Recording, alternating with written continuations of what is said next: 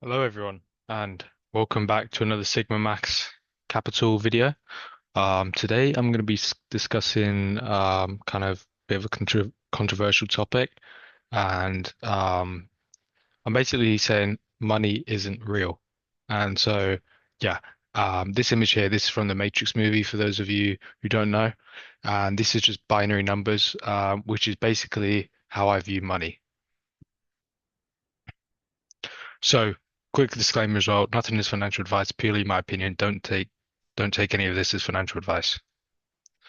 So, the reason if we look at the M2 money supply, which is kind of the money in circulation within the economy, um, we can see that in grey, which is the M2 money supply in trillions, look at how much that's gone up over the past few years. This goes up to 2023. It's from Shadow Stats. I really recommend this website shows everything like inflation numbers, stuff like that, kind of the real numbers, let's say, rather than the CPI, PPI, which is skewed in my opinion.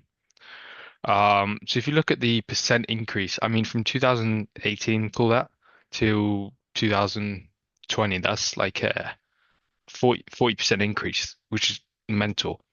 And one of the reasons why during the COVID-19 crisis we had so much inflation is you have to understand how the money was being distributed into the economy.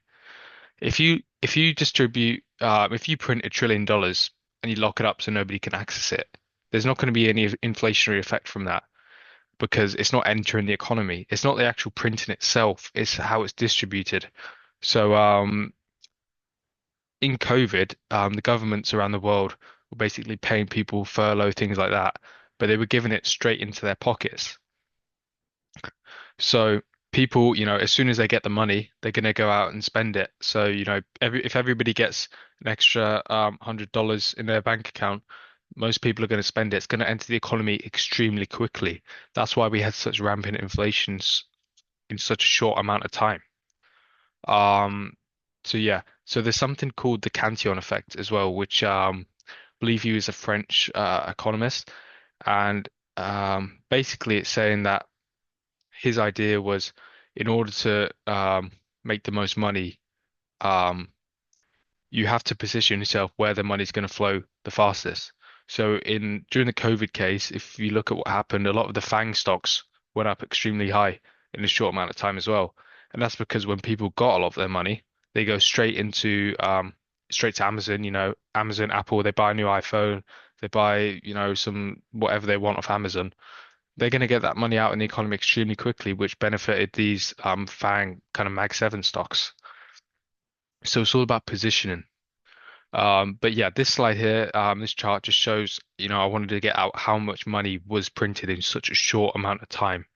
And then as well, coming back to the point, money isn't real. This money wasn't,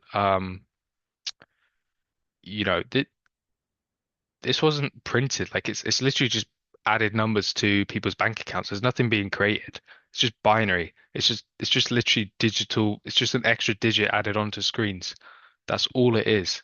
Whereas historically, if you look back, we always had it back to gold. So nowadays, when money's printed, um, there's nothing to back it. Whereas if they used to print money before Nixon took the US off the gold standard, they'd have to might find the gold to back it. Um, so yeah, so that's really important to understand as well. There's no, it's just so easy now to just print money and just give it away.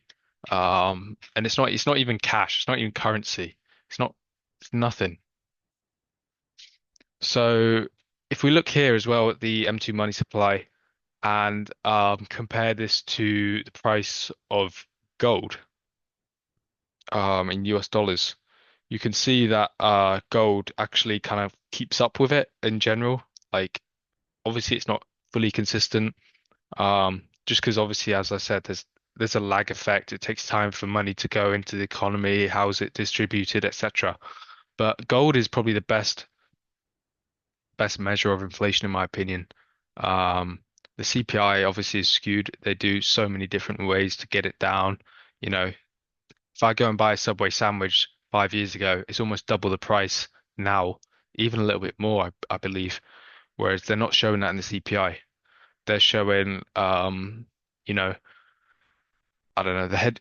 They're just there's so many methods like hedronic adjustment, things like that, that make it so that it doesn't look as if. But if you go out in the real world, it's going to show a lot more. So yeah, this is just a good chart showing that gold basically keeps up with inflation. Like that is inflation to me. That's how I view gold. And as we can see here, this is the S&P 500. And a lot of people think, oh, well, the S&P's up, it goes up 8% a year on average. So by that, put it in your 401k, dollar cost average, and you'll be well off by the time you retire. Well, really, because look at this chart, this isn't just like the past year or two. This is from the year 2000. Um, and look how much gold has outperformed it. Bear in mind, I know like they haven't reinvested dividends, etc., stuff like that. But in general, look at this. And it's the same story throughout almost the whole period of time. And gold was down for a long time. There was a bear market in gold in like 2015, time like that. So, over the long term, you're gonna want to be owning gold. That's how I view it. The S&P, you might be up 8% a year, but if inflation's 5% in terms of how much, if you go out into the real world, buy things, if you buy a property and it's so much more expensive, you're not really getting you're doing a couple percent a year, but you're not really that getting that much more well off than owning gold. And if we look at housing prices as well, this chart goes from 1890 to 2010, and it's the same story now. You know, um, people always think, oh, bricks and mortar, you can't go wrong. Well, you can't go wrong, but it doesn't. It's not really an investment, especially if you're living in it. Um, I mean, look at the price of the house's real growth in dollars, the black line. I mean, it's gone really nowhere in that period, and that's like over 50 years. As whereas if you look at the nominal, you're like, oh, look, houses are all up. Um, but they're not really in terms of, if you were to sell that. Obviously, the specific areas like, Silicon Valley, New York, kind of the more metropolitan areas within the US, same in UK, same in most areas, but this is just average. And they're really not don't change that much. The only real way they're going to change is just lack of supply, high demand. That's if as long as there's supply demand balance, it's kind of going to stay the same. So I have a little hypothetical situation here. So let's say in 2020 somebody earns $100,000 a year. And then they've gotten like a 20% pay rise within 5 years after that. So they're earning 120K in 2025. Gold is up 90% and the average house price is up 23%. So as you can see, gold's outperforming in this environment. You know, it's the same story. Um, just come back to gold. Like this is, I just want to keep going on about it, but I just want to push this out there. Gold is inflation. Gold is real. Gold holds its value. It's got a big track record. You can make the case for Bitcoin, things like that, but gold to me, it's got the track record. It's that's money. That's got a monetary value, that cannot be changed. And then if we look here, this is the index. I index these both to 100. Um, but the yellow line is the salary of average salary in the US indexed to 100 from 1990, you know. And yeah, it's up, but then if you look at the price of gold, it outperforms by by far. And so let's say that's inflation. You're not keeping up, you know. You're not keeping up in terms of your salary. It's not really gone up as much as gold, which signifies that you're getting less money each year.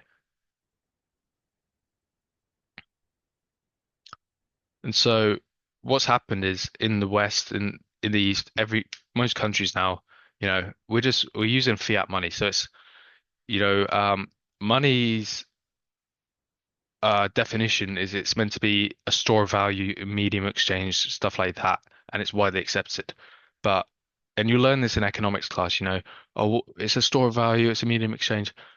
It's no longer a store of value, okay? Um, it's simply a medium exchange that's widely accepted. I can use a dollar bill to pay someone else. They'll accept that, but it doesn't hold its value. If it's been printed each year, more and more and more, losing value. I have two apples, $10, right? $5 each. But then now I have $20, two apples. They're $10 each. They just cost more money because there's more dollars, same amount of things to buy. So that's how it works. And precious metals and gold represent the energy required to mine and refine the material. So if how much energy and effort does it take to go mine gold, silver, things like that out of the ground? A lot. So it has representation of energy and effort required. Whereas, I mean, they're not even printing paper bills, they're just literally putting numbers on a screen. Um, so yeah, there's no nothing to back dollars anymore except an army, a military, and you know, trust in the Fed. So I've been reading The Cent on Money by Neil Ferguson. Definitely recommend it. And he mentions, dollar bills, they say, in God we trust. So you're trusting in God, aka the Fed now. It's not God. You trust in the Fed that they won't print more money, lessening the value of your dollars, which they are. So that's something something interesting to keep in mind. Um, yeah. So the money supply has increased 41% in the past 5 years. That is mental. 84% over the past decade. And obviously, I'll do a whole video on this, but I want to talk about the massive, massive problem that the US government is having with their debt. They've got to roll over a lot of this over the next year or two. Um, and if we look at, I digress a little bit, but if we look at what happened today, Trump announced a trade deal with China and bonds are up, the 10 years up, which is a massive problem because when he announced that they were having um, a trade war and they was hiking up their tariffs, the bonds were going up as well. So there's really no way out. It's a massive problem for Bessent and Trump at the minute, trying to get these yields down so they can refinance the debt, roll it over. But yeah, I think that's going to be a massive reason as well. Look at how much, Elon Musk promised he'd get the debt down by $1 trillion or something like that, and it's like, what's he got it down by six billion, or is it something like that in the billions? So nowhere near the promise, nowhere near enough that's going to make a difference. So I see a highly inflationary environment, especially with Trump's tariffs. So yeah, this is likely going to increase again over the next decade, especially if there's an economic crisis, something like that.